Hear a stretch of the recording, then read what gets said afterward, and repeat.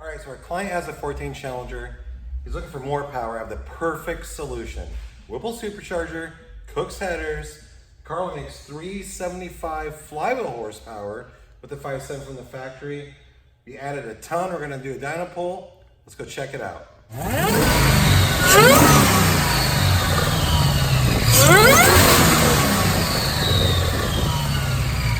what's up? We're from Brenspeed. Thanks for watching Brenspeed TV. Hey, if you haven't, please subscribe and notify, stay up to date on cool videos like this. Today, random 14 Challenger. Client, like I said, looking for more power. Here's what we did.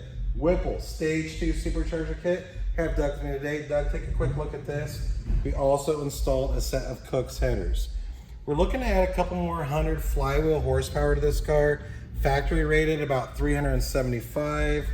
So I'm targeting the rear wheel, looking for around maybe 500 roll horsepower. We'll see what it makes.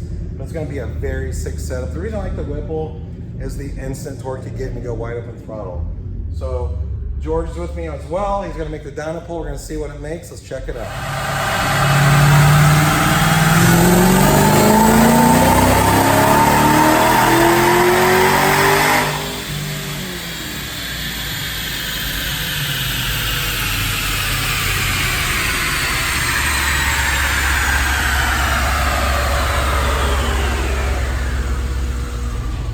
All right, that's what I'm talking about. I'm looking for 500 tires, made 517 at 5,900 RPM, and torque 492 at 4,800 RPM. Went wide open throttle, right around 2,500, and torque was over 450 the entire RPM range. And actually kept climbing. It never went under 450 until about 6,000 RPM when we let off right there. So that's a sick setup.